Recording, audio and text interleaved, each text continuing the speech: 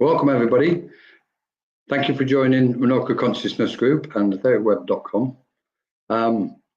We've got a beautiful event ahead of us this evening. We've got the lovely Jennifer Rose from America with the topic of abiding in acceptance. Just like to say to everybody, lovely warm welcome. For those who are joining us, if you've got any comments or any questions, please put them into the chat, whether you're on YouTube or Facebook. We're live on different platforms at the minute. As we go through this change, we can clearly see we're entering phases after phases of different energies and frequencies and vibrations of a cosmic nature. We are clearly going through a cosmic change, a cosmic shift.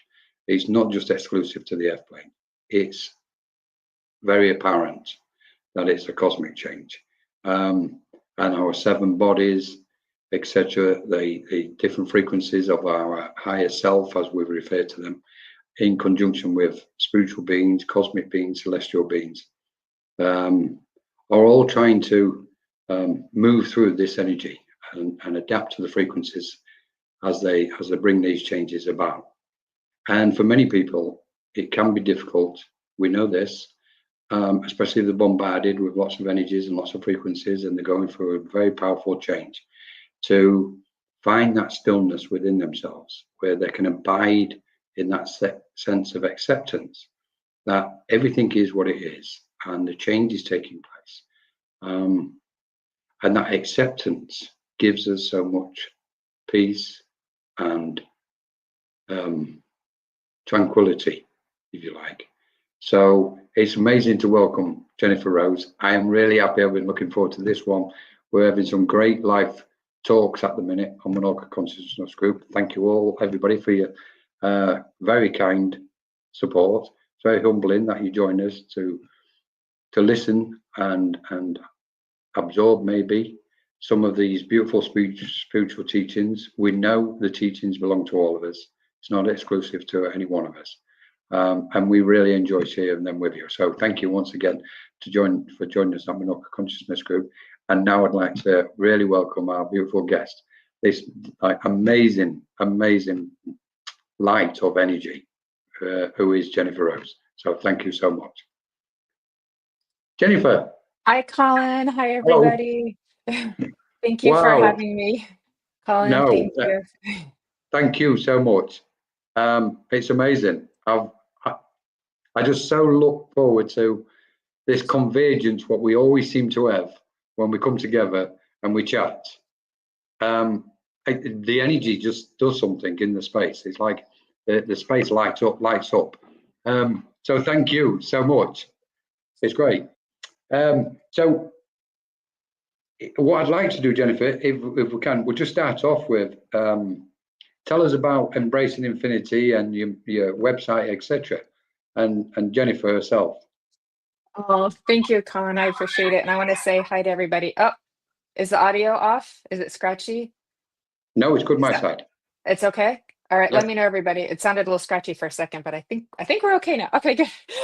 So thank you so much, Colin, and hi, everybody who's here. I see all of our friends are here. Jeffrey and Nancy, Jennifer and Fran, Evelyn and Steve and Ronnie, like all our people are here. So hi, everyone. I love you. Hello, everybody. Thanks for joining us. I work. How do I want to say all of this stuff too? So I'm a spiritual human being enjoying this life, doing a lot of fun, magical, spiritual things like mediumship and healing and teaching and connecting and hosting the Embracing Infinity program over on the Sacred Spiral Network, and our other two shows, Enchanted Realms and Fashionably Spiritual, with Fran and Shannon and Nancy too. So I keep really busy, and it all lights me up. It's all fun. And we're all on this adventure together. Hi, Tammy. We certainly are. So thank you for having me. Yeah, my show, like you and I, we take turns. It's the Menorca Consciousness Show. It's a spiritual chat. It's the Embracing Infinity too, and um, it's just a space where we can come together and work on consciousness, work on expanding, work on growing together, or just coming to feel some love and connect too. So it's all things. I have. Yeah. I just love what you do, Jennifer. I absolutely love it, and I'm going to say it. It's like you give these emanations of light off, and I know so many people are touched by you being present here on this planet, on this earth. I know they are. From the day I met you and saw you and listened to you, before we met officially, watching you, I was just so impressed. I thought she's just absolute emanating, and I just love these chats. So I don't want to embarrass you or anything, but too late. It's too late. But that's who you are. That's how I see you. And I know, and I think I could probably say it, which I don't normally do this, but I think I can say and speak for a lot of people out there, and possibly be inspired by spirit to say it publicly, that you've touched so many hearts and souls ever since you've stepped into this space. And there's an eternal gratitude for that. And I know this, and possibly more than what you probably likely know.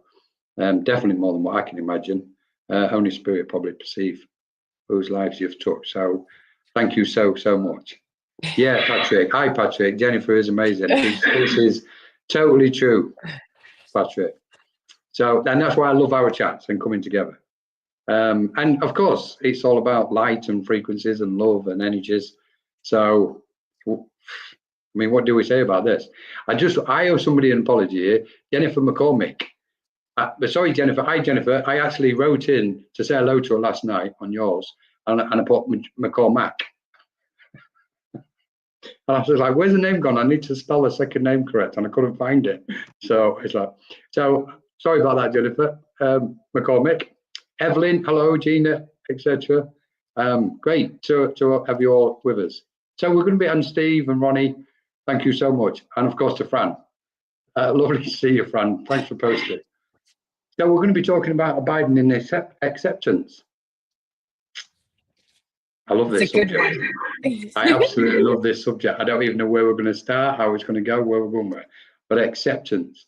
Maybe the best thing to say is, and I don't want to plug the book, but in the A to Z Index of Spiritualism, it's the very first word we come across.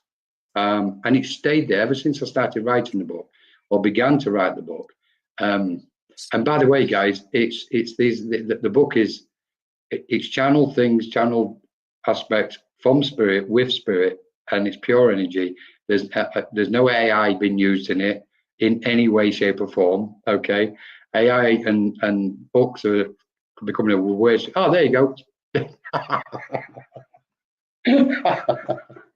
Oh, Jennifer, thank you so much. There you are, guys. It's available if you want to get in touch with us. Anyway, I'm not doing it for plugging the book.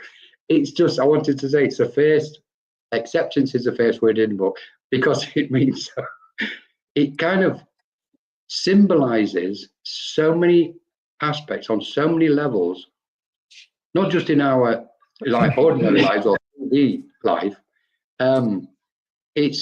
It symbolizes, and it's so meaningful on so many levels when we're walking this spiritual path. It borders on almost inside. Sorry. That was a great chat. I'm going to say this. Sorry, that was an absolute beautiful chat last night, and talk what you had with Jennifer. It was like watching evolution moving as you two was talking. Hi, Michael. Thanks for joining us. So acceptance, where do we begin on the spiritual path journey, Jennifer?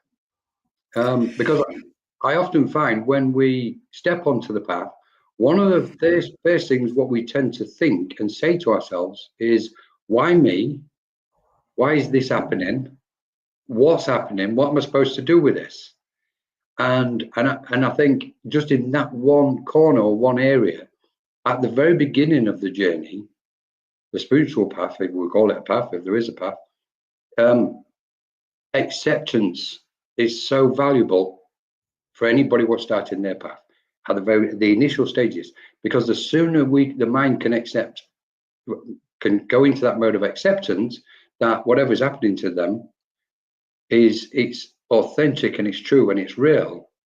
That really helps them to move forward, because I think a lot of people have this kind of concept where, well, is this true? Is it real? And they're not sure whether to accept what's happening to them. So I think at the beginning of the path, acceptance about who we are, and the path is, we are actually on the path, on the spiritual path, is good. It's probably a good place to start. What do you think? Yeah, that's a great place to start. And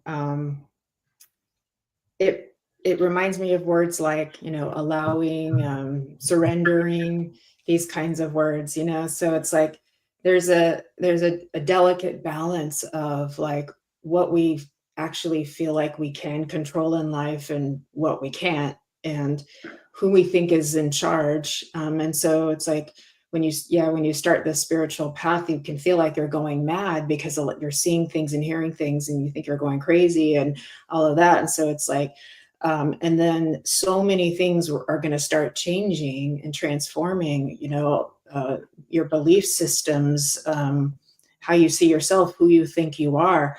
And I wish I could say it's easy, but it's not. And it just gets a little crazier as you go along, to be honest with you. Yeah. But that's okay too. But I think one of the hardest things for us to do as human beings is to realize that we can't control everything that happens. We can't control what other people do. We can't change our destiny, that doesn't mean we're helpless.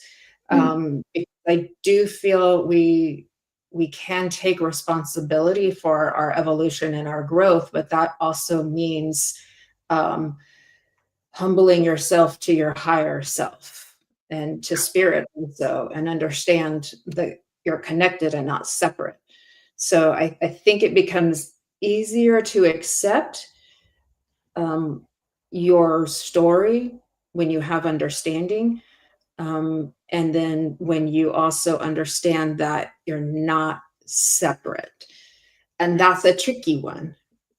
As you go through the deeper layers of transformation, you'll start to understand more that you're not separate beyond a logical mental level, because you'll experience that kind of breaking down of self feeling it separate.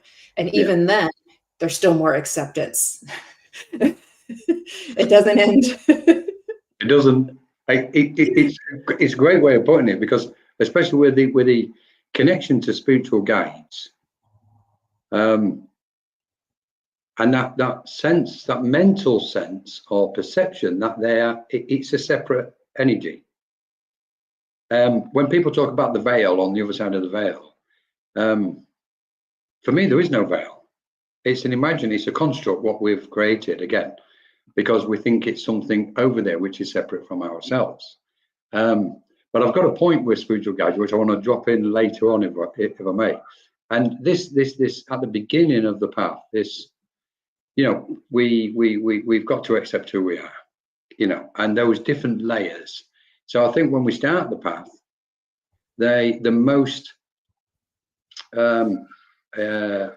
closest aspects of us is where we start dealing with acceptance, even when it comes down to what we think is losing our friends and family, because we've got to go on with the path and we can't take them with us. And there's this not constant, but during that transition period, there's this aspect where some minds find it difficult because they want to take the family, they want to take the friends with them on this spiritual path, but they haven't had their event, they haven't had their awakening or their, whatever experience we've had ourselves.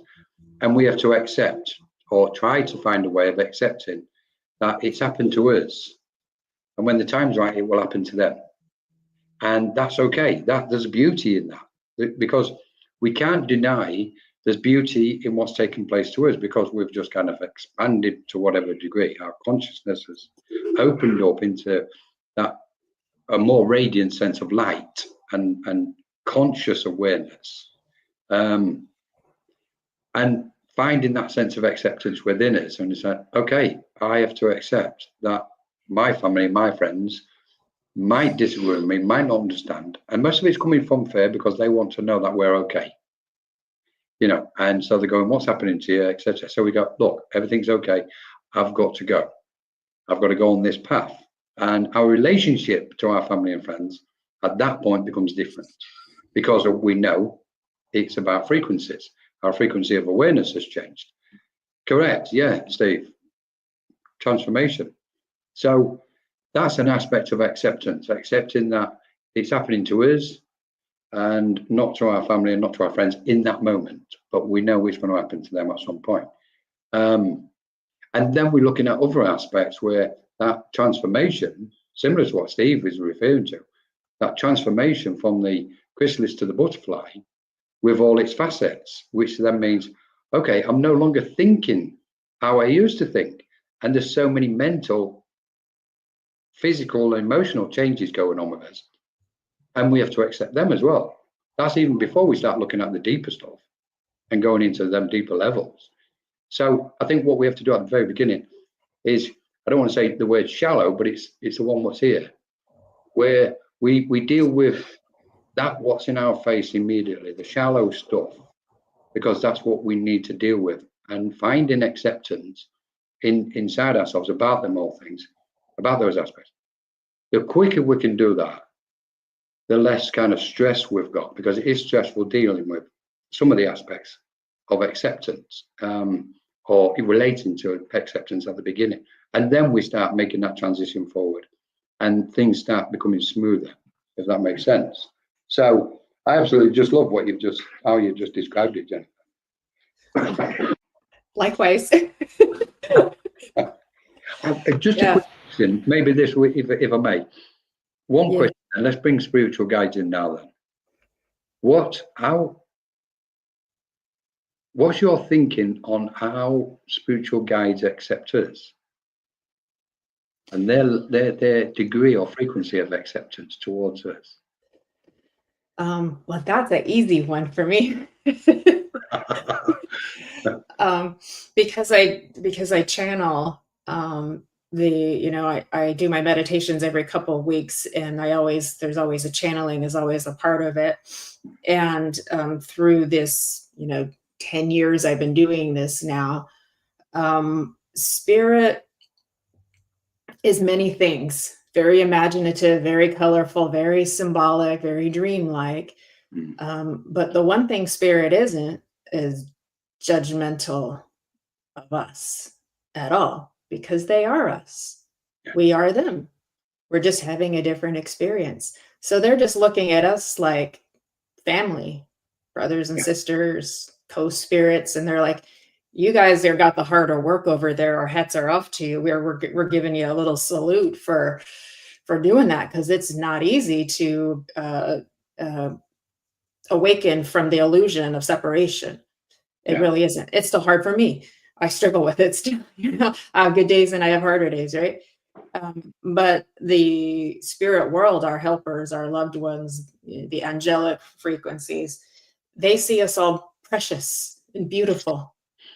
Absolutely precious and beautiful. They don't see, because everything else is an illusion for experience, and it doesn't mean they don't have great compassion for suffering. That's a thing that they have compassion for, but they also understand the bigger picture behind it that we don't really get to see beyond. We get certain glimpses, but there's a lot more there too. And so I was in my dark night of the soul once, one of many, back about 8-9 years ago, and I was all curled up in a little ball like that, like in the cocoon, kind of like Stephen was talking about. And I I had surrendered to the dark thoughts, because it's very common when you're the dark night of the soul to have repetitive dark thoughts, kind of intrusive things happening, because that subconscious is trying to get out, right? It's trying to clear. It's trying to clear and kind of purify itself. But when you're in that process, it feels real, and you're like, oh my God, what has happened? What are all these awful thoughts? I don't think these thoughts, you know what I mean? And they can be very negative towards the self, right? And so I had gotten to that point where I was just like, keep it coming, keep it coming. I don't care anymore. I don't care anymore. I don't care anymore. You know, and that's kind of how it is now. I'm like, yeah. Here it comes again. Okay. All right. Yeah.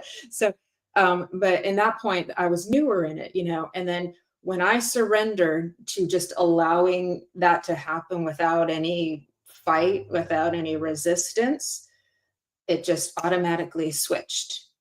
And I love telling the story. I've told it before. And when it switched, I could clearly see the truth. And the truth was that I had been such a loving, beautiful person my whole life. And any little mistakes I might have made where I didn't say something perfectly or do something perfectly were insignificant compared to the amount of love that I had been and how much I had tried to be, you know, the best person I could be for everybody with what I knew and what I had. And it was such a beautiful thing. And I can tell you guys are feeling this with me. And then it switched again. And they showed me very clearly that each and every one of us is adored. We're precious, beautiful, perfect as we are right now, because they see us beyond the personality. These are all roles that we're playing, archetypal roles on stages. Someone's going to be a hero. Someone's going to be a villain. Someone's going to be the jokester. Someone's going to be the mom, someone's going to be the dad, someone's going to be a neighbor, you know, all of this stuff, right? But beyond all that, we're spirit. And so our helpers, they don't judge us at all. Yeah. Neither does the divine. Yeah. So spirit world's a good place to go to when it's our time. You'll be embraced with so much love. Absolutely beautiful. What fascinates me is this separation business, isn't it? We're going to stick to acceptance, but in this moment, in the separation business, because our mind thinks it's separate from another dimension, another realm, another plane of existence, i.e., to where these cosmic, wonderful beings of light are, what we refer to as spiritual beings mainly, but obviously we know there's a multitude. And as we are awakening, as humanity is awakening and expanding their awareness, we're recognizing that separation really isn't there. The separation is illusion within our own awareness. So the question then remains, if those wonderful beings of light on those multidimensional planes of existence accept us without judgment, criticism, or condemnation of any sort, and they have spontaneous sense of acceptance, and we're getting close to them, which means by implication we're getting close to that light of awareness similar to what they've got, then therefore it's telling us we too are beings with our light, which can abide in acceptance. We can have a sense of acceptance at all times. And that the only thing what prevents our sense of acceptance is our sense of control. Because we want to be in control of everything. We want to control a person, we want to control ourselves, we want to control our hopes and dreams and wishes and aspirations. I'd like this, I want that, I desire this, I desire that. So this grasping mind, which seeks to control, is the complete opposite of acceptance. And we go, okay. So we could almost say that when we talk about judgment, for whether we're judging ourselves for something or judging the external, someone outside ourselves, judgment is a lack of acceptance. Because we're simply, if we've got a thought to judge ourselves, it means there's something about us we're not accepting. So we go, okay, I need to dissolve the sense of judgment, because it's blocking the path. It's blocking the light of acceptance within me from exuding to the surface, as in our conscious awareness in this present. And what I find really beautiful is the closer or the more we evolve, which that's open question anyway, but the more we progress and move forward, we're using human terms now, and I'm sure we're going to start tripping before long in this conversation, and we're going to, because we're going to lose sense of human language anyway, aren't we? So Yeah. in that sense of abiding in acceptance, I mean, we can look in a mirror. It's a good way to do it. We say, okay, and we know this. People go, look, you need to look in the mirror and just tell yourself that you love yourself and accept yourself. Okay. And as beneficial as that is, we know it's beneficial. We know really the deep stuff we've got to go inside. As you described, we've got to get in there. We've got to peel those layers off, because deep inside, I believe that the light of our soul permeates acceptance with all things. And in that is where we can then recognize that there is no separation, but there's a unity with spirit, because they don't, have any, exactly what you've said, any sense of judgment. They accept everything, and therefore, once we merge with them, we'll find that sense of acceptance within ourselves. So anyway, wow, looks like it started. I know, here we go. We're gonna, just to let everybody know, it's okay. We'll take some questions very soon. We're just going to cover a couple of areas, and we love your questions. So please put your questions up, and we'll take some questions. So, question: why do we fail to accept things? Why do we fail to accept things? Sorry, I put you on the spot. No, it's a really good question. I do think it's kind of part of the process, because we have then the ability to come into that next state of being, which is the allowing. So we're kind of practicing the different polarities of the two: accepting, not accepting, allowing, not allowing, fighting, and there may be a time and a place to practice everything, because we live in this infinite state of perspective, right? And so I'm trying to take in everything you just said too, and the soul of us, or the higher self of us, is like, this is all great, this is all experience, it just is, right? It just is. That's acceptance, right? It can be hard on our minds, because we think if we accept it, then what about this? And what about this? And what about this? Okay, so that's, it's kind of like, there's different levels of acceptance, right? Yeah. And so we do know we're creative beings, and we want to create a beautiful life. But we've been told, or we've learned, perhaps it's meant to be, whichever way we want to perceive it, that a beautiful life looks like this or this or this. And then we have to reevaluate that too, right? So there's a whole lot of like moving parts to this too. And what our personality may think it wants may be different from what other parts of us want, right? Yeah.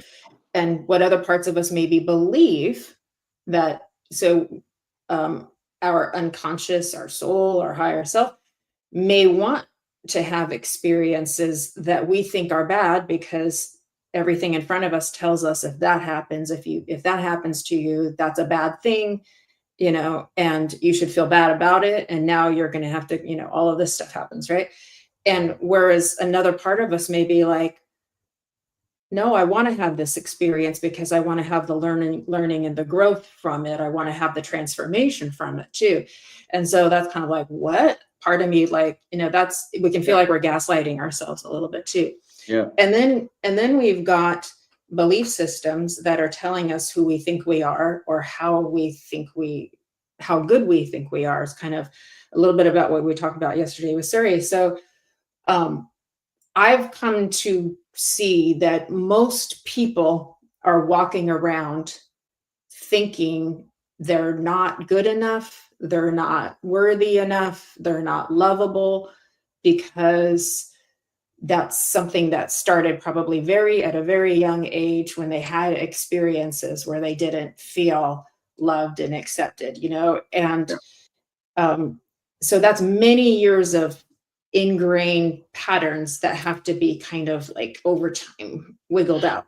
And that's what we do have control over. We can make the decision to say, I accept that this is what I have in front of me, and I'm willing to do my part to help it transform into something better, right? But as soon as we go into fighting against what actually is showing up, then we go into the resistance, and there's just the pressure. Now, pressure is not necessarily bad. That's how diamonds are made. That's how, you know, pearls get formed, right? Yeah.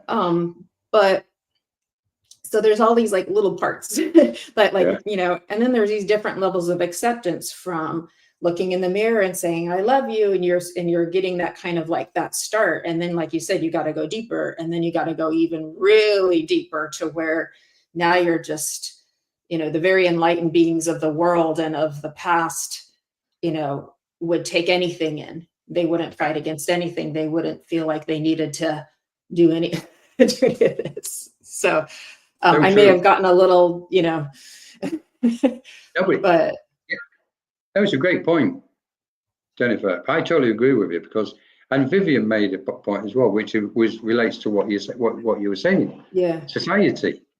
Yeah. Thank you. It trains us to accept or not accept specific situations.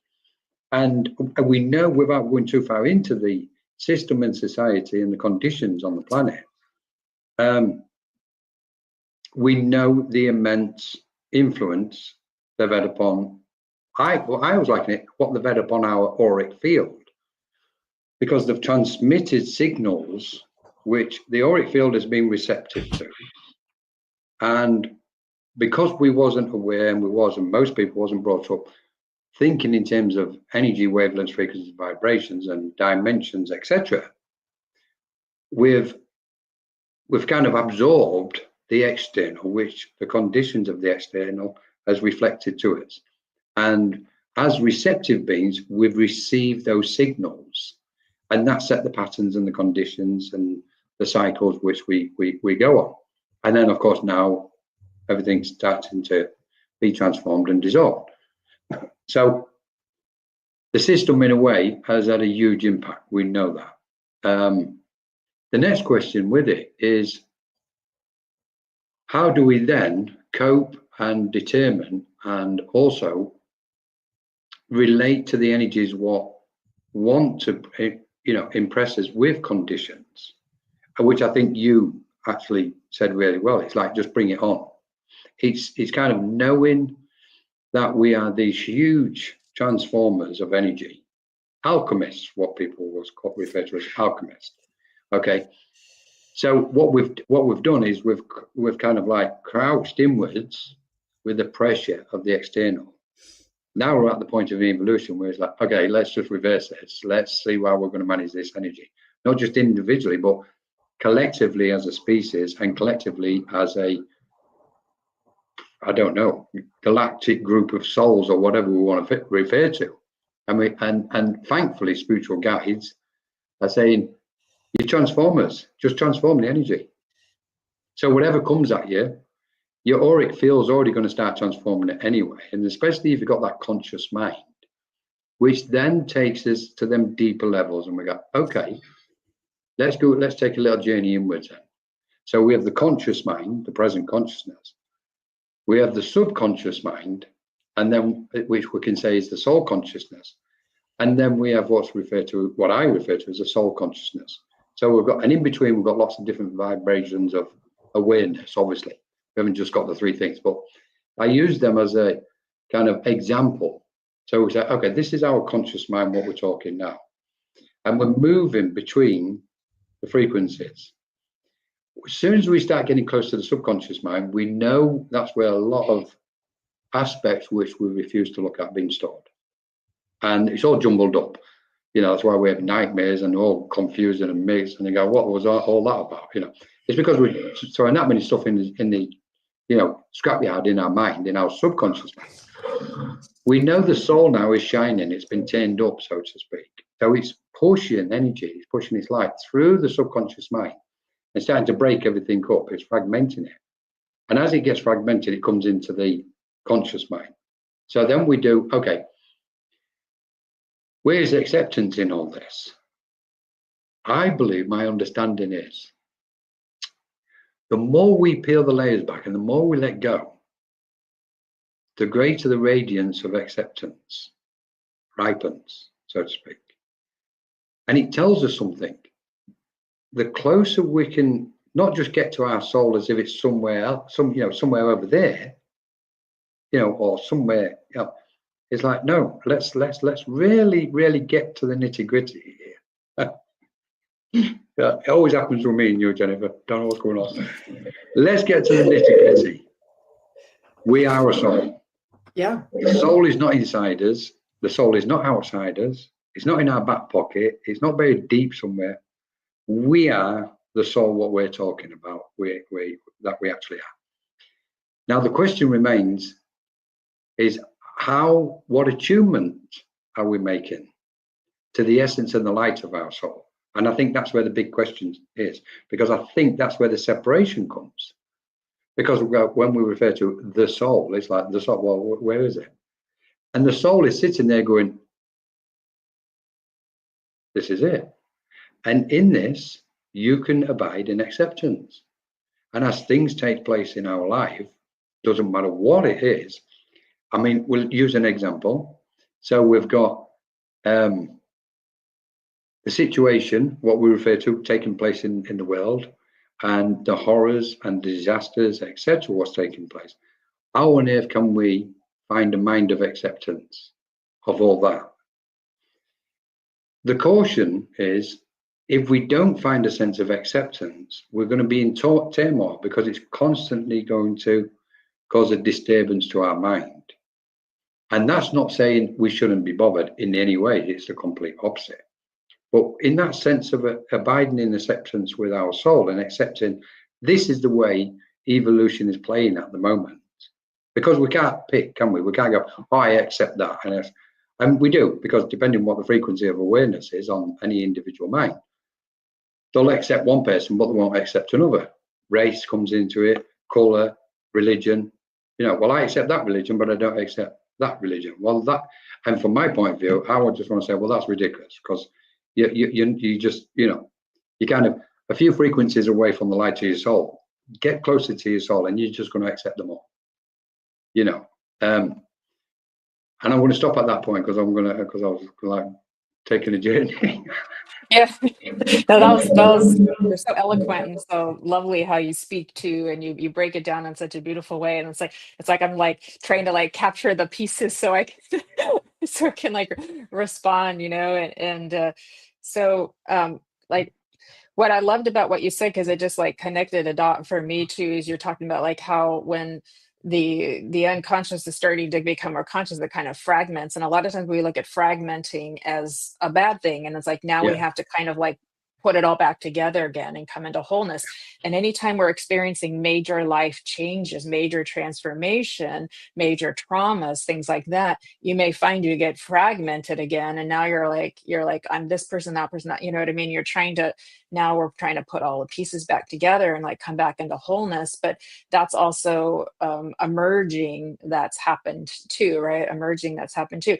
More acceptance, right? More acceptance of the confusion that causes people a lot of confusion when those things are happening. Who am I?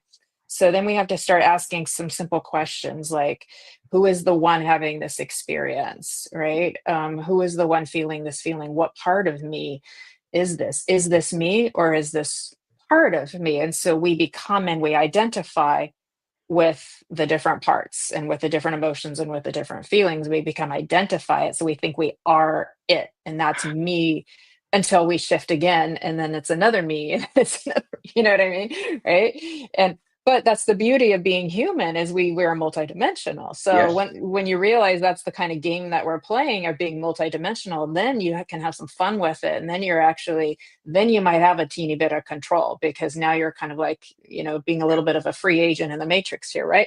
So so there's all of that, right? And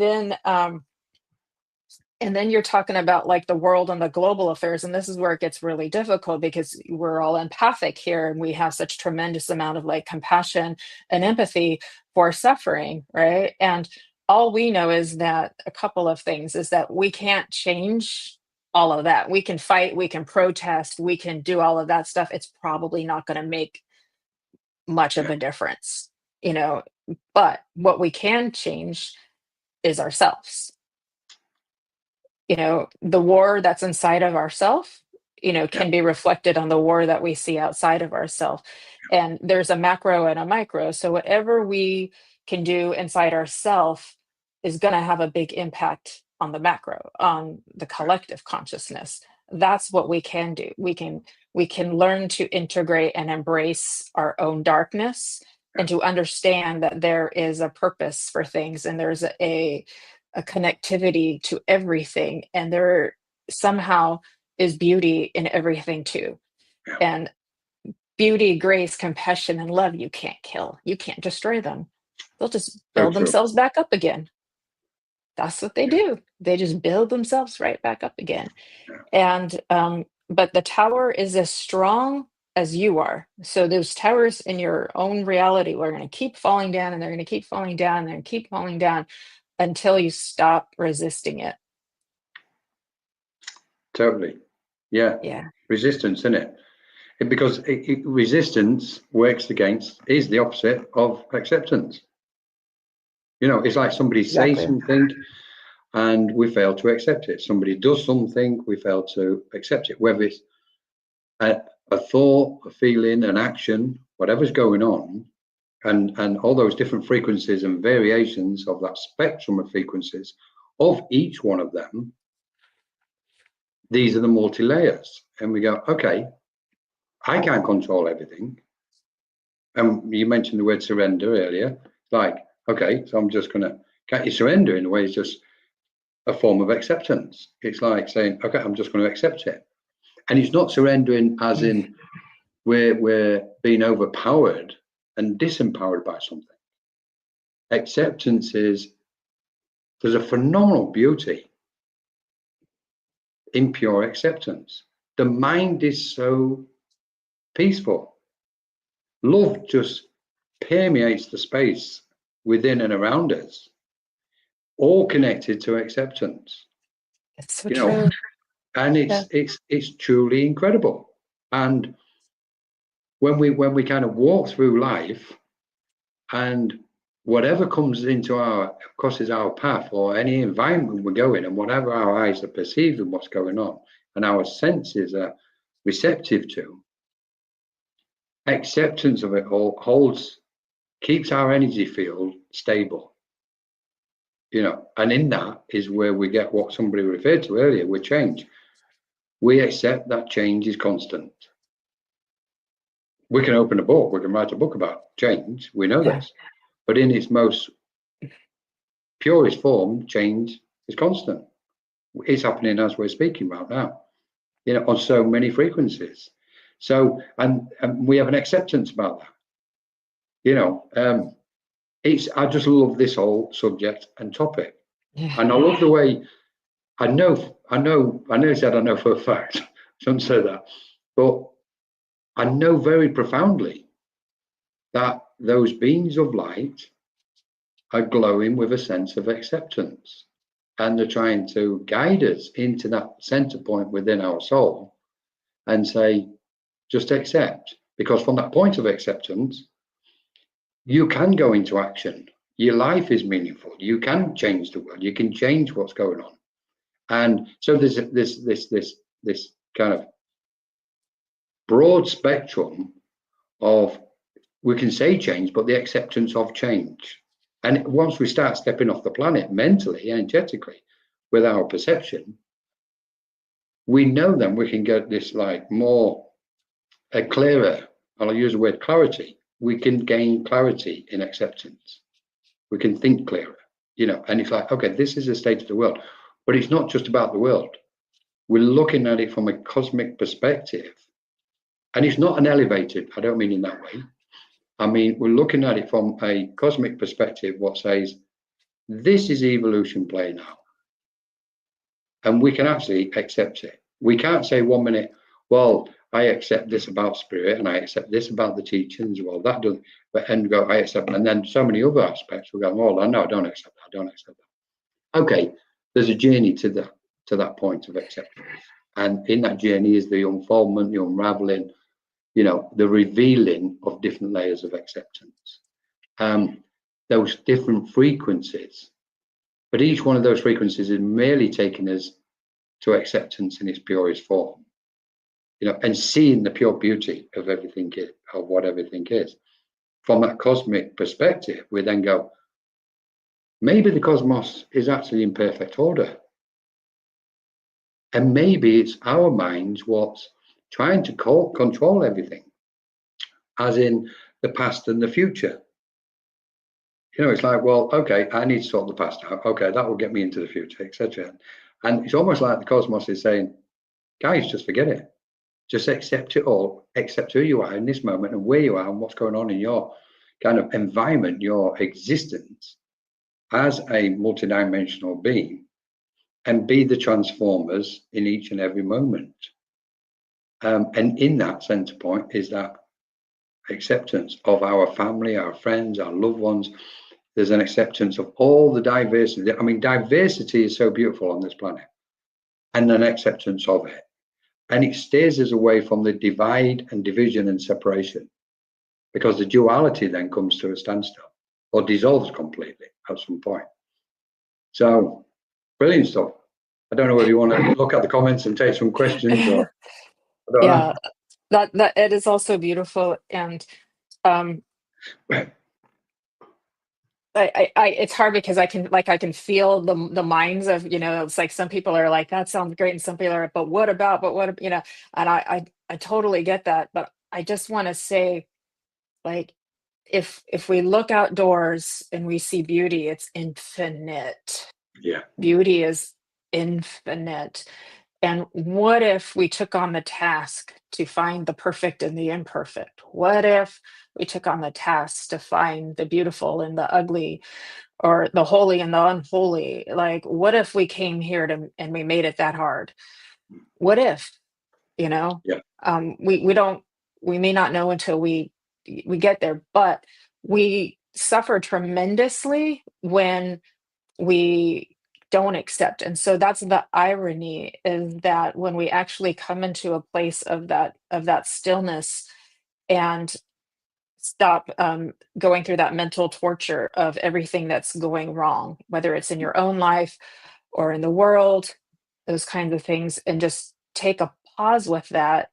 The thing about accepting, it's what you feel like you're a bad person if you're doing that, right? You feel guilty Yeah. for accepting, right? That's the trip up, right?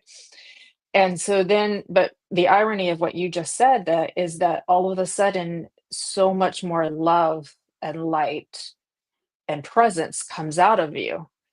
So then you're able to really hold the space, hold the light, be a constant love emanator, Yeah. so to Yeah. speak. And yeah, that is the irony of it. You wouldn't expect that to happen. You think, oh, if I do that, I'm just giving up. I'm just, I'm being, and so it's very tricky. It is a tricky thing, but I think we made it tricky. We are the collective. All of us are. We Yeah. are the singularity that you've spoken of before. And then with the transformation of it. And so, like Siri was saying, spiritual gold, the alchemy. And there was another friend on here who was saying, what do I do if I'm feeling somebody else, right? So she's experienced being empathic, but she can't quite yet discern what's hers and what's not hers, right? That takes a little bit of time. So you start step by step by step. After a while, we may get to a point where it doesn't matter whose it is. It's just because if you know you can transmute anything, then you're like, it doesn't matter. You can just turn So it true. into more, just turn it into Yeah. more love. Now that takes some progress to get to, but you have to get to that mindset where you realize nothing can hurt me. I'm indestructible. I'm, and the indomitable spirit of you too. And that, so it's like, it takes some progress to get there, but then it's like, oh, that's happening. Somebody's thinking about me that way. Somebody's judging me. Somebody wants to hurt me. Somebody wants to do this or this or this. Okay. Okay. Yeah. And I'll That's, I'll just get, yeah. Yeah. So but we read something absolutely yeah. beautiful. So, yeah. Like, shall we read some?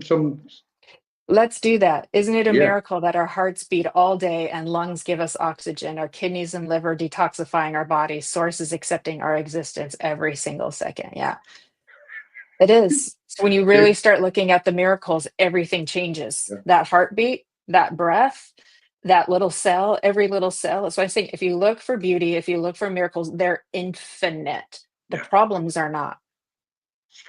Totally agree. Yeah. Thank you, Vivian. Thank you, Vivian. And Yeah. I love She's- I love the praise, what you said about the praise of support for the world earlier. I caught that. Yeah. That's what we can do. We can say Yeah. prayers. That has energy. We can do charitable work. Those are good things that we can do, and then we involve other people in them, and how good that feels when you do that, right? It's And that's positive. yeah, it's Yeah. that meaningful, leading a meaningful life in a way. That's what it Yeah. is. I'm going to bring. Let's have a look. I'm curious about all the. And how you Now notice then. it's yours. Yeah, it can take a little bit of time, Anna Banana. I love your name, by the way, too. to It can take a little bit of time to make that discernment. The first step would be really to start learning your own energy. So learning to sit in the power, sit in stillness and meditation, because then you're going to experience your own energy, get to know your own self, your own feelings, talk to your emotions, talk to your thoughts. And then you'll begin to see, oh, wait, that just came in out of nowhere. That's probably somebody else's, if that makes sense. But we're all connected, and so the people that you're the closest to are probably going to be the people that you feel the most, and that's all okay. Yeah. Yeah, Yeah. I agree. I hope it's Anna. How do you say two A's in one word like that? Anna, And a lovely to have banana. you with us. Thank you so much. I love it. I agree with what Jennifer's just said. I would also say, Anna, the first thing, or one of the first things about experiencing energies is we must learn how to manage our energies. We've got to keep our tanks topped up at all times because we're constantly giving out energies.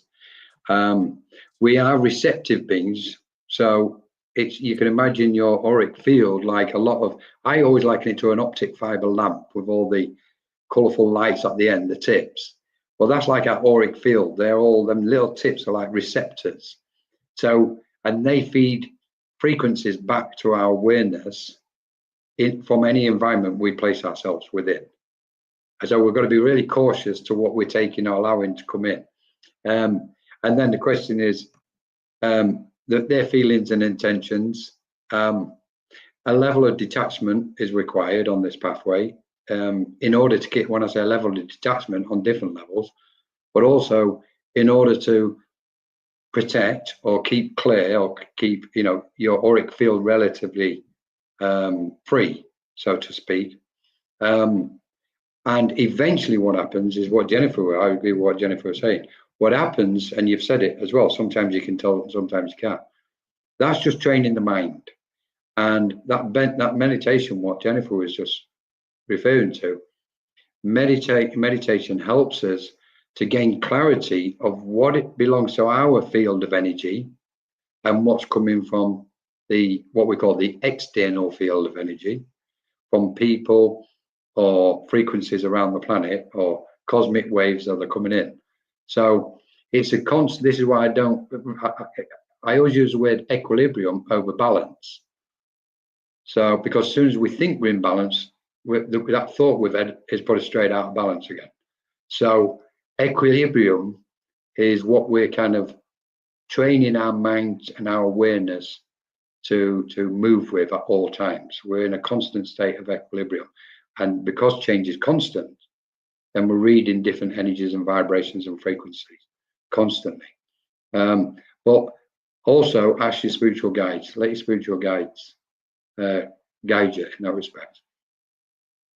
Great question. Great. Well, Yeah, thank you, I love Lynn. that.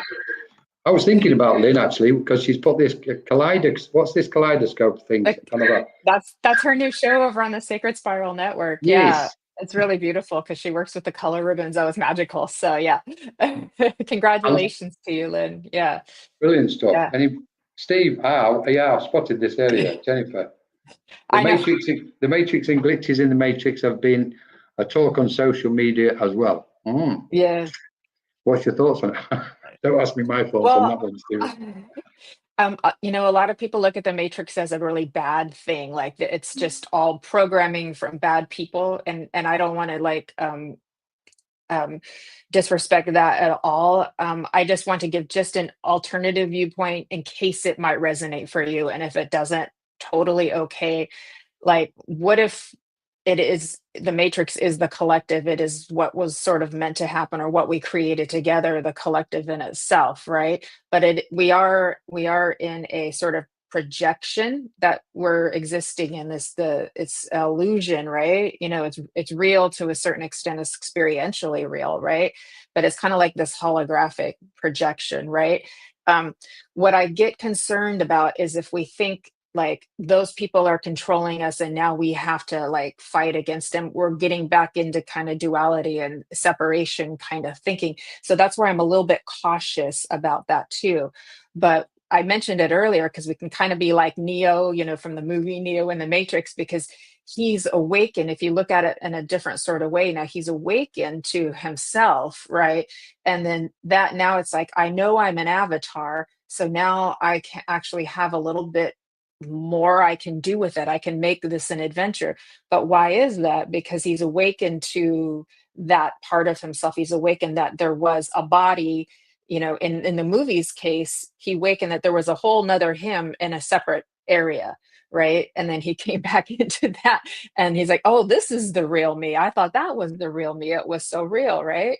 And so it opens our minds to the fact that the more we integrate with our soul and realize our soul is wanting to have a multidimensional experience with us, through us, as us, then we're like, oh, we're on this ride together, and there's not a fight between personality and consciousness anymore. It's like we're doing it together. It's a partnership. And so with the partnership, then you're like, okay, I think I actually can manifest more. I think I actually can create more. I actually think maybe we can do a little magic here, you know, in a positive way, obviously, right? Good, you know, that kind of thing too.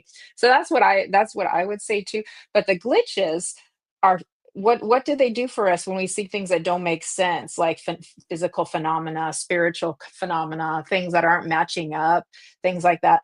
It kind of tells us there's more than meets the eye. It tells us like there's more, and we think this is so solid, but it's not solid. It's just vibration, right? It's by, you know, this desk in front of me is vibrating very slow, so I think it's solid. My eyes tell me it's solid, my hands tell me it's solid, but we know that it isn't through science itself, right? But those glitches remind us there's so much more than meets the eye. There's like so much more, and that gets very exciting for us mediums. And you know, like I'm interested in like physical mediumship, and so then it gets really magical to see like, oh, we're part of a wonderland. This is cool. So that's so thanks for bringing it up, Steve. I think you got a good take on that, Steve. It looks like you like your movies as well, Steve. Yeah, I like So, Keanu Reeves myself. I would say there's a bit of humour behind this, but obviously something going on as well. What I'm going to say, Steve, go look in the mirror, and you might, and I don't mean to sound condescending in any way, shape, or form, so I'm sorry if it comes across. Look in the mirror and see if you can see the grid around you, and recognise that you are the matrix. Because I think we are, like Jennifer said, exactly. we're the actual matrix, because we understand that most things are made up of in a grid-like form, which is a matrix. It's a netting, so to speak. We know that I'm just going to say it as it is. It's almost as if we're swimming in an etheric ocean, and the ether has there are frequencies and vacuums of space, and when they cross each other, they create a vortex of energy. And as they create that vortex of energy, and especially within and around us, we refer to that crossing, that meeting point, and that swirling energy, that vortex, we refer to that as a chakra. And all the thoughts and feelings and emotions, etc., of any lifetime we've ever had, or we think we're going to have, or projecting into the future, all that information is stored on the ether and at them points of chakras. That's why when the healing and the letting go and shadow work takes place, this is why so much work is done on the chakra points, because it's stored thought and emotions there, because they're in this grid, they're in this vacuum, which is made up of many wavelengths and frequencies of our own thoughts and emotions. So, and when we expand on that awareness, it goes, okay, where's the matrix? The matrix is not outside of ourselves. Exactly what Jennifer was saying, because it is a separation in duality again. So without going too far, this is a glimpse that we are all things in existence. And we're the singularity. We are the singularity. And we're not just a singularity as in an individual human form, as in Jennifer in her form at the minute, and Colin in her form, and Steve and everybody else in their forms. That's the perception of divide and division, separation. But the true nature of reality is that oneness between us all. And in that oneness is, forget the matrix. We're just going to go straight off the matrix and beyond the matrix. Even that's going to become like, a square stone trying to pull a cart, 10,000 years ago. Sorry, can't decide whether I live in the matrix or the Truman Show. Yeah, take your pick, Lynn. Enjoy whichever one it is. Enjoy it, Lynn.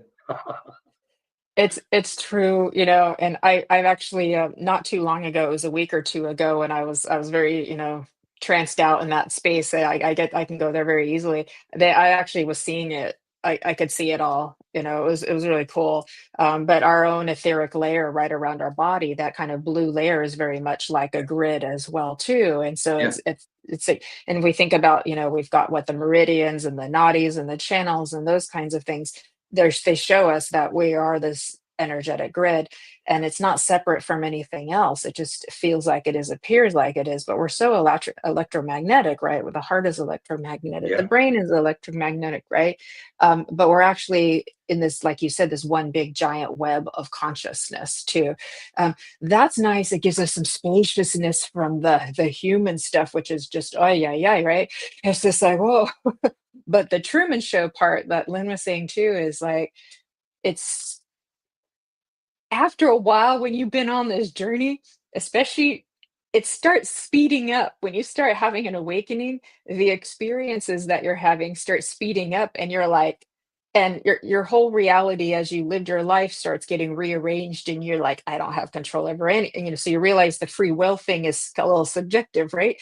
But it gets so bizarre after a while, you're like, this can't be real. It's too much of a cosmic joke for this to actually be that real. And then you just kind of, okay, God is one funny spiritual being, and we're all it. We really came here for the bizarre. I'm telling you, it's Alice in Wonderland on steroids sometimes. This is so true. Steve, we are energy. It just depends on if we're leaning towards toxic, it's poison. But if we yin yang balance it, we may have a better results, right? Yeah. I love that. That came to me earlier, Colin, today. Thank you, Stephen. Because with that yin yang, there's always that light and the dark and the dark and the light too. And it's like, when we can find the light and the dark, when we can find the holy and the unholy, the good and the bad, And then if we're looking at all light, can we see where all light could have something to teach us too, where then we're ignoring the dark and the beauty in it too? So we have to put that little dark spot in there too. So we're finding the balance, and we'll just travel in and out of it, right? We'll kind of travel in and out, but eventually you become to encompassing of the whole and just accepting all of it too. And the suppression of our light or our darkness, because we suppress our light too. We hold it back. We hold back our talents and our gifts and our magic because we think we'll be judged for it, or we think it's not useful, or whatever reasons we do that. When we hold that back, that creates so much exhaustion for the system. There's so much energy that it takes to push it all down. And so eventually you've got to find ways to bring it out and that are healthy for you. So if it's what you might consider dark stuff, obviously we don't go hurting people, we don't go breaking laws and rules and those kinds of things like that. We don't do that, but we find ways to accept the multidimensional reality that we came into. Yeah.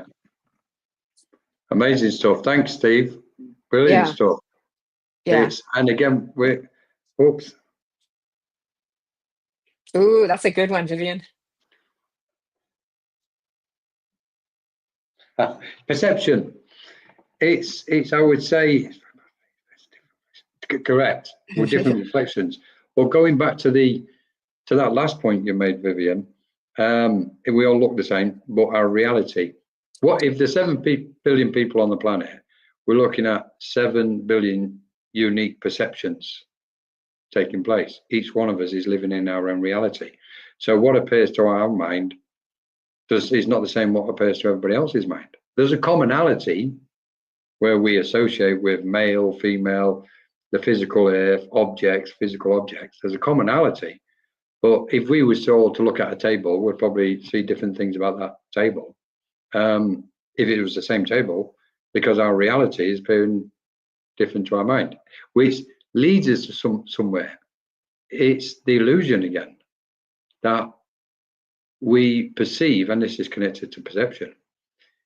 But there's a root to this, which really we could probably touch on, which is when we get past a certain frequency of control, and like you were saying, Jennifer, the more the mind wishes to control, it's tiring.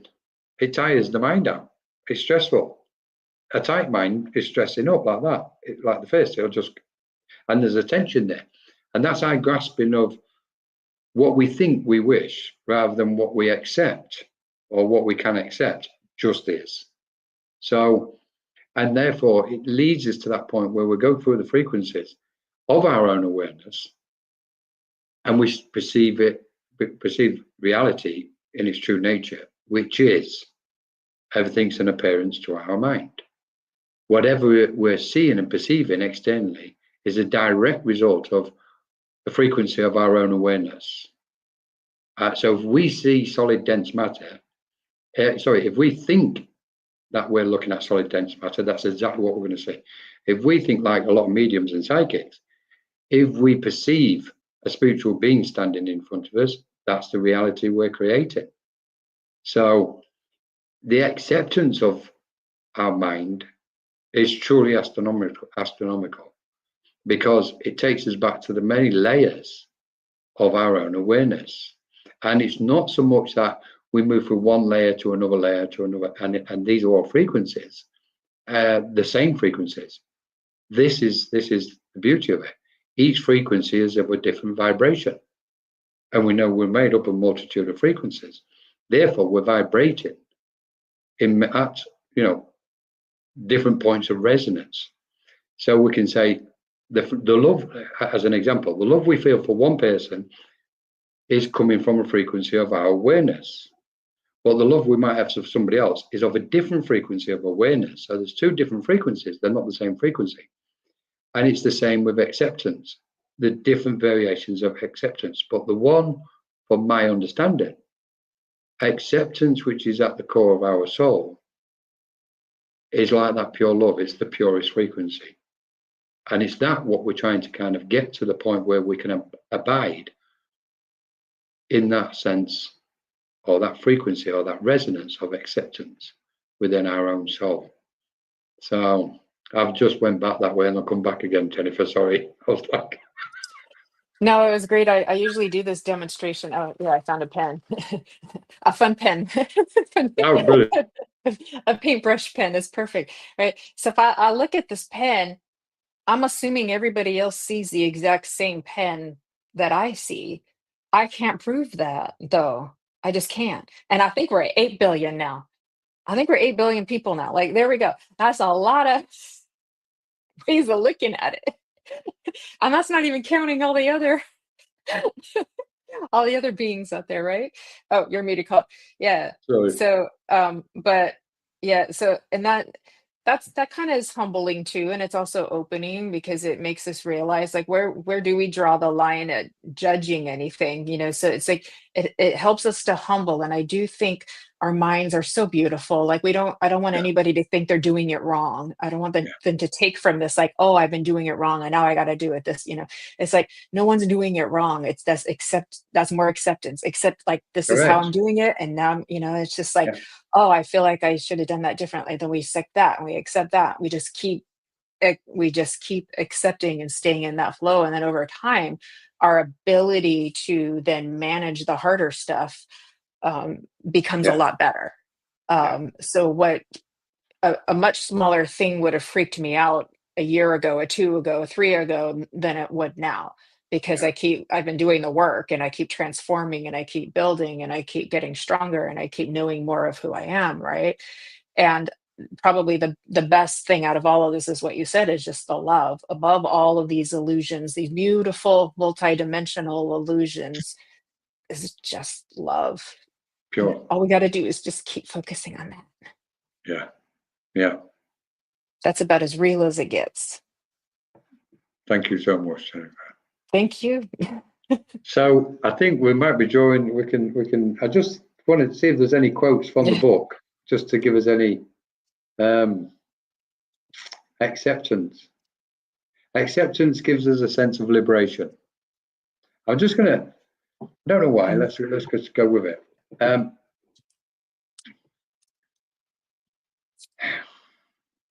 Funny, isn't it? Acceptance. So anyway, sorry, I've got.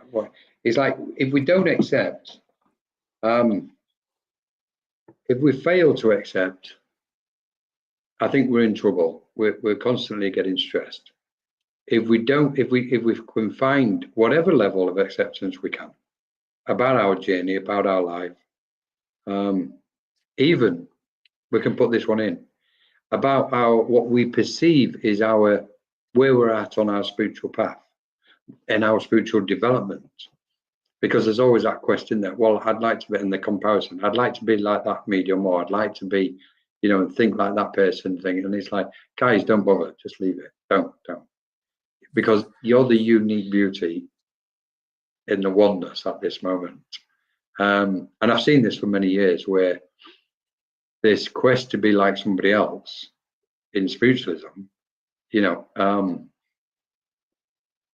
it never happens anyway, because we're all of that unique aspect and energy, and it's so important just to accept ourselves for who we are.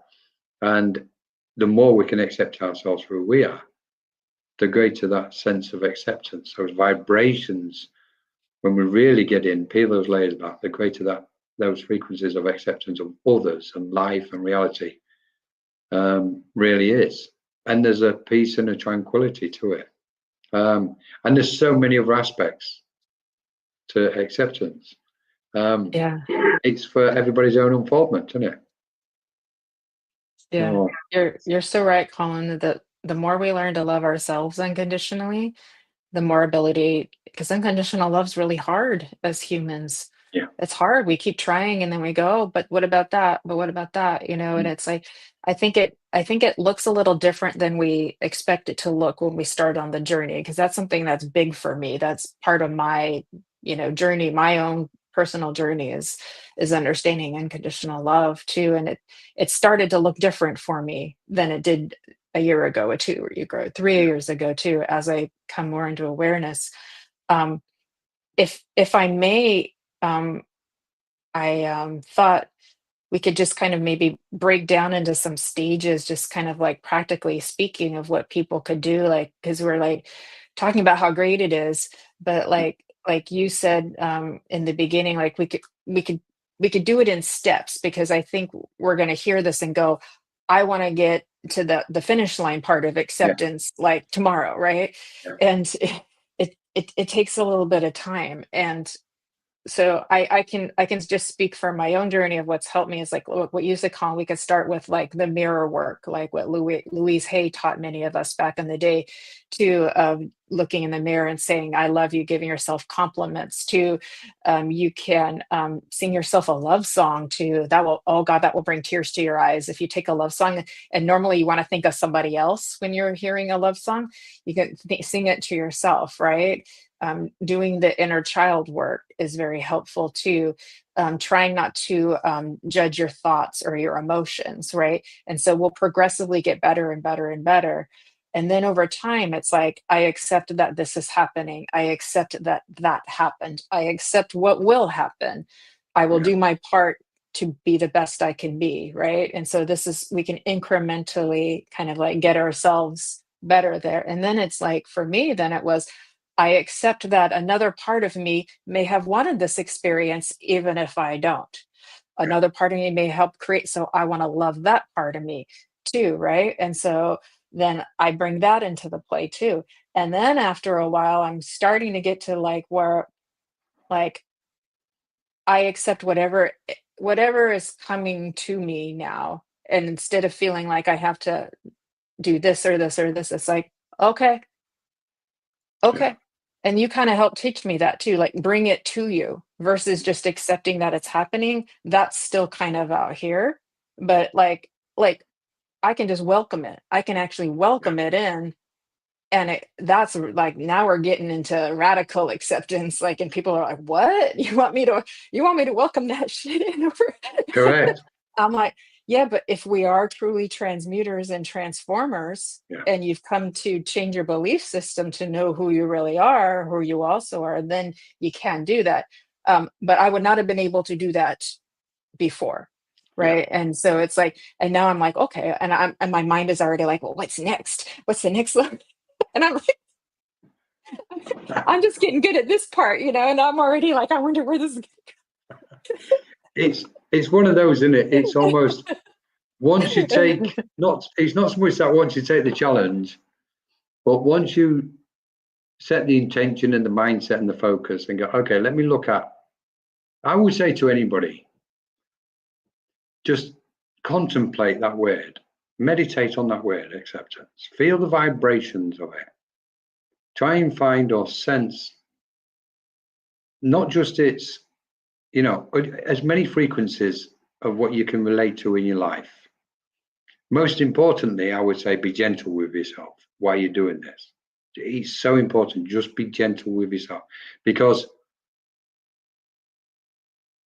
so many minds on the planet are struggling with forgiveness at this moment for whatever's taking place in their life. And of course, it's such a huge issue. And that's going to be so powerful in the future as well, because what's taking place externally in the world also is going to take some managing, and forgiveness is going to be very prominent. So if it's inside yourself, what you are struggling with regarding this aspect of forgiveness of an event or in your life, regardless what that may be, whatever frequency it's on, step away from the thought of forgiveness and try and step into the thought of acceptance. Because in acceptance is where you'll recognize the truth of forgiveness. Because often what we have a tendency to do is focus on the external, blame the external constantly. And often we have a resistance or a block about the real truth and about our role in a situation. And we must accept our role as well. And therefore, there's acceptance applies in two ways. To those who we think might have wronged us, but we have to accept the truth that we may have put ourselves in that situation for whatever reason that may be, whether you find it out in this lifetime or another. And in that gentleness of acceptance is the most profound healing what can take place. Because all the rights and wrongs within us about our journey and our relation with everybody else in this pathway we've walked, you could almost say as a collective group of souls for all of us, there's a phenomenal sense of healing in acceptance. And of course, in that, there's a priceless, majestic beauty to it as well. So I would say to people, just take a moment sometimes and just sit and just contemplate that way. Just meditate upon it, look at it, visualize it, see how it feels and senses within you. Place it with a circumstance or situation in your life. Don't try it too heavy all at the same time, all in one go. Just, something what you might be lacking acceptance of in a small way. Well, that's niggling me. I can't accept it. Look at it, view it, but do it gently, do it peacefully. And those beautiful beings, those spiritual beings, those cosmic and celestial beings, they will reflect and help reflect some of those facets from that kaleidoscope of the multitude of facets within our awareness back to us, back to your mind. And it's like, that's why I failed to accept. I can see it. And all of a sudden it'll just dissolve. And your light will shine that little bit brighter. There'll be more clarity, a sense of clarity. But most importantly, your mind will be more at peace. And if it's at peace, your light is shining, the light of your soul is shining. Your soul celebrates this. That's my thoughts on it. No, that's beautiful. Sorry, there's feedback. A little bit of feedback there. Okay, I think we're good. Okay, I just wanted to say that that's where grace tends to flow in. We can give ourselves grace, and so with acceptance, grace can flow in. We create more space for that grace to flow in and give that to ourselves. It's really hard. We're so hard on ourselves. If we give ourselves grace for not being able to do it perfectly all the time as much as we want to. We are not robots. Yeah. We're spiritual beings. We're conscious. And then can we extend that grace to other people too? Because when we get triggered and we're not in our most authentic, loving selves, then we're not really giving much grace to anybody else because we've made them the enemy. We've made them the other. We've gone into judgment. We've gone into other things.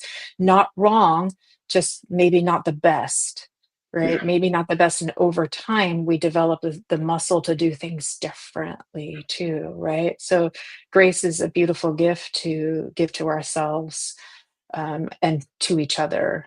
And we're all doing it together. So that was just beautifully worded, Colin. Thank you. Amazing. Yeah. Thank you so much, Jennifer. Yeah.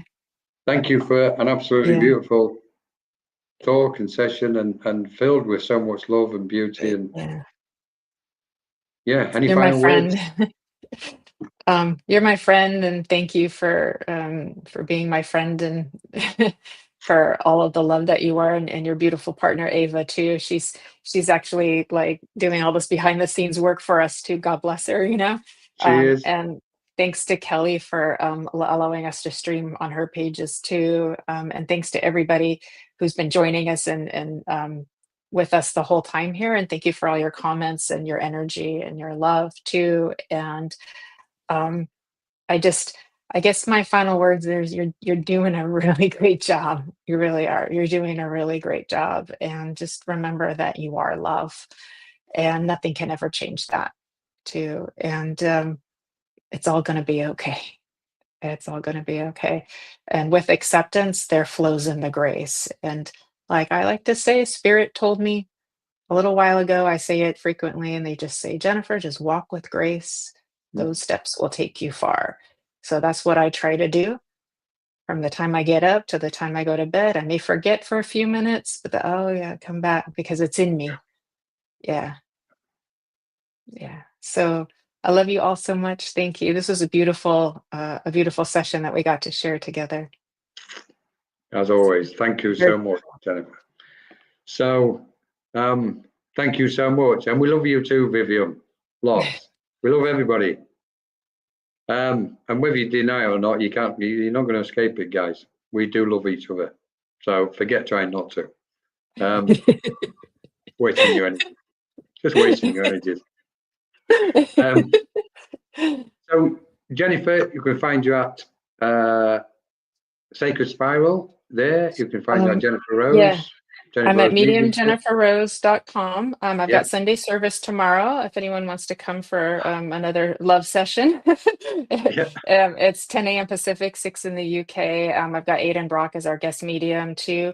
And I'm on the Sacred Spiral Network every Friday on Embracing Infinity.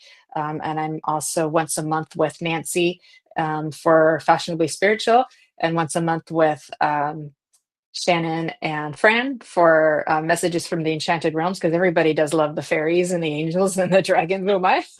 So I never knew I'd have so much fun doing lives, but apparently I do. So that was not on my radar. But like I said, I love doing everything that I get to do. So I'm truly blessed. So I count my blessings all the time, and that makes the things that I wish were different not quite so hard, if that makes sense. Because it really helps when you just keep remembering how blessed you are. Challenges will always be there because that's part of the human condition experience that we're going to have. But count your blessings and you go, oh, okay, I got this, you got this. So amazing. I just love these times sharing these spaces with you. Me I don't too, even like Colin. it. It's not even a space. It's like whatever it is, this reality, I suppose. So thank you so much, Jennifer. It's our little container of love that we've all created together, everybody who's here with us. Yeah. And let it permeate out across the world on this small point. So thank you so much to everybody. Just a couple of notices if you're still with us. I am going to plug this tonight. It's not often I do it. A to Z Index of Spiritualism. Jennifer's got a copy. Jennifer's looks a lot brighter than mine. She's looking after it more than I am mine. So as long as she's got a note. In this book is acceptance. That's the first word. It talks about mediumship, trance, the different planes of acceptance, different planes of existence and acceptance, and so much more. It's just filled with all spiritual aspects, but it's a guide in a way to help you through this labyrinth of spiritual awareness. And it's got something else which I didn't realize at the beginning it was going to have. There's a lot of aspects where there's healing aspects in it, and letting go and self-help, because it obviously brings up the mind as well. And in order for us to get into that fourth and fifth dimension and beyond, we've got to clear everything and get into that realm of acceptance. Tomorrow evening, we have the lovely, wonderful Shanti, who will be leading the Temple of Isis, Portal of Remembrance. That's tomorrow. Really looking forward to that. Shanti is an absolute beautiful presenter of Egypt. If anybody's interested in Egypt, obviously, and her energy and light, absolutely amazing. We're just blessed to have you guys come on to these things. I don't know what's going on. So we're going to have the open circle, what we normally have on a Sunday. We're going to have that on Monday evening. And I'm just going to fire off a couple of bits because I need to, otherwise I'll get into trouble. Let's fire away because they're in front of me. So Monday is the open circle. On Wednesday, looking forward to this one also, we have Nico talking about his new book. I'm going to grill him about AI and what percentage is used on AI. So that should be fun. But I've already started reading it, and I've got to honestly say, I really like it. There's a flow to it. So well done, Nico. I'm looking forward to it. Next one, who else is there? Thursday, we've got Annie Fraser. She's going to take our full moon community. Join us for that. That's beautiful energy, absolutely beautiful energy. And it's not a community as in a clique. It's open to everybody. And she talks about the different phases of the moon, etc. We've got a demonstration on Friday with Matt and Kirsty Grogan.